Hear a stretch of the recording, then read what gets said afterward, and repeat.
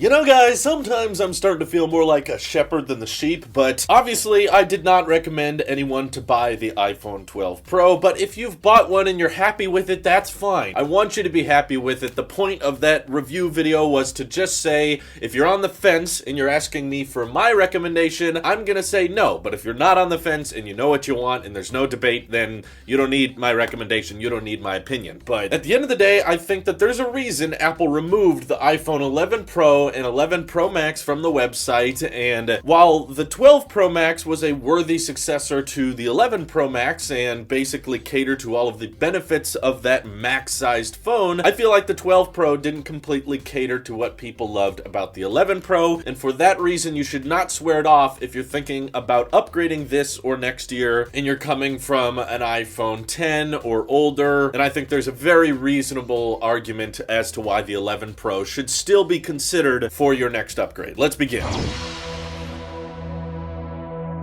So personally, the more I thought about this, the more I realized it just makes sense. For people who want a pro iPhone, they want the stainless steel, they want the triple camera system, but they don't want a Max phone because it's too bulky, too big, and they don't want a 6.5-inch display. They want something that's comfortable to hold, that's more manageable in display size. And something I realized more recently is that the iPhone 11 Pro could very well be one of the last 5.8-inch iPhones. There's so many new screen sizes and so many new form factors with the 12 lineup this year that people have kind of forgotten that 5.8-inch display is now gone. It's been removed. Yeah, even for the rest of the lineup. We've got 4.7 inches on the SE, 6.1 inches on the 10R and 11, and then of course the new 12 lineup. 5.8 inches is nowhere to be seen. And I know there's a lot of you out there that still believe that to be one of the most comfortable form factors, and personally, after testing the iPhone 12 Pro for several weeks and now using the iPhone 12 mini for about a week, I can tell you that while the squared off edge design is reminiscent of the iPhone 5 and it looks kind of cool and it looks very sleek and modern, it's not as comfortable as those rounded edges were. And if your main argument is you don't want a larger display on the Pro Max because you want something more comfortable that fits in your hand, the 5.8-inch 11 Pro is way more comfortable in my opinion because it has those rounded edges. And I've also noticed that stainless steel does not show fingerprints or micro scratches as easily as the flat-edged stainless steel iPhone. So on the iPhone 12 Pro and 12 Pro Max, you get the steel, but because it's so flat, I don't know, just something about it being a mirror finish makes fingerprints and little micro scratches show up so much easier. And then again, the 12 Pro is a 6.1-inch display, which is bigger than what a lot of people's comfortable perfect screen size was of 5.8 inches. The other great advantage of going with the 11 Pro is massive battery life gains. This is still, to this day, the second best battery life of any iPhone, only beaten by the 11 Pro Max and I guess now the 12 Pro Max, but still the battery life they were able to pack into such a small and compact form factor is insane, and I think that's an important feature for a lot of you, considering battery life is what lets us last throughout the entire day. And the 12 mini, while even more compact than the 11 Pro, does not get those premium camera features and also has quite subpar battery life, which I'll talk more about in my review. But either way, what are the real shortcomings by upgrading to an 11 Pro, which, by the way, yeah, you'll have to look around in the third-party market, probably Best Buy or Amazon. I've seen them going for around $900, but I would even guess that in time, Apple could start selling the 11 Pro on the certified refurbished page. What are the shortcomings to go with the 11 Pro versus the 12 Pro? I think on average, it's probably safe to say you can save a little bit of money. I know that it starts at 64 gigs, but even if you try to find a 128 gig model, I'm pretty sure it's going to be cheaper than $1,000. The main advantages of the 12 Pro would be 5G support, that squared off chassis, if you're a big fan of that, but just keep in mind it doesn't look very good after just touching the phone for a few minutes, and durability wise it's not that big of an improvement, and it's less comfortable. But anyway, advantage is the updated design, 6.1-inch display, and the advantages with the 12 Pro camera mainly come down to a few low light features such as bringing night mode to the front camera and night mode to the ultra wide. But honestly, after trying it myself, the ultra wide camera is still really soft and not as sharp as the main shooter. And keep in mind, the iPhone 11 Pro still has night mode, it's just on the main lens, but honestly, that's the best lens you've got on the 12 Pro anyway. It might have slight advantages in low light performance, but I assure you, if you go look up some review videos and compare the 11 Pro to the 12 Pro standard lens, you will not notice night and day differences. Both can still support night mode, so if you're in a low light situation, the 11 Pro is still going to have your back. And as I brought up in my 12 Pro review, when it comes to night mode on the ultra wide, you know, when you do these long exposure shots on a really soft lens that doesn't have a low aperture, the image quality does not preserve itself very well. And don't get me wrong, night mode is an improvement. It is a benefit, but I'm just trying to say that night mode on the ultra wide is not super useful, is not super applicable. And night mode on the front facing camera is pretty good as well, but keep in mind if you're taking a selfie, you still have the flash on the 11 Pro if you'd like. And of course the 12 Pro has LiDAR, which if you're into the AR demo stuff or 3D mapping, then I guess the 12 Pro once again is the better buy for you. But honestly, I found LiDAR to be insanely gimmicky, not very accurate in the Measure app, and when I tried doing 3D scans with it, it was not very accurate and also not very applicable. I was like, okay, what do I do with this? If you do have very functional uses for the LiDAR scanner, then there's no debate for you. You don't need my opinion. But it helps with low light focus a little bit better in getting portrait mode, night mode shots, which again, as I showed in my review, you can utilize the flash pretty well and actually get a lot more detail than night mode would be able to give you. It may wash out the colors a little bit, but you can boost the saturation in post, and in my opinion, get a much better looking picture at the end of the day. And if you care very, very much about having that telephoto lens, and do keep in mind that the telephoto lens between the 11 Pro and 12 Pro are darn near identical, there's very little changes there. The 11 Pro still offers that, just with way better battery life, probably a more comfortable feel to the hand because the display is smaller and that chassis is more rounded. You can save yourself some money, and if you're worried about the differences between the A14 chip and the A13 chip, most reviewers have been saying that the A14 chip has not felt like a giant leap forward, mainly because the A13 chip is still aging so great, and even well after a year of it being around, it still opens apps very quickly and maintains a speedy experience even today. And while the 12 Pro does give you those extra 2 gigs of RAM, as I've talked about on my channel several times, I think that RAM is one of the most overrated specifications, especially on a phone when you're using one application at a time. Going from the iPhone 12 Pro, which I used for 2 weeks, to the 12 mini and getting 2 gigs less of RAM, I have noticed the RAM difference 0 times. There's not been one situation where I've been like, hey, apps are closing in the background more regularly. And I also tested it when going from a 2018 iPad Pro to a 2020 iPad Pro. I got the extra RAM, didn't notice a thing, went back, didn't notice any drawbacks. So unless you're the type of person to do the speed tests where you open 90 apps at once, 6 gigs of RAM versus 4 gigs of RAM, I'm sorry, I'm still gonna say it doesn't make a huge difference. So I'm sure many of you still bought the 12 Pro and are very happy with it, and I'm happy for you. But for those of you who are still on the fence, or for those of you who are thinking about upgrading down the road and were maybe thinking of getting the 12 Pro, I highly, highly encourage you to look at the 11 Pro as a worthy alternative. Save yourself some money, get yourself some better battery life, have a more comfortable phone as a whole, and still have a really, really impressive, amazing camera. So that's my pitch. Thank you all for watching. This is your Alp Sheep here. I'll see you in the next one.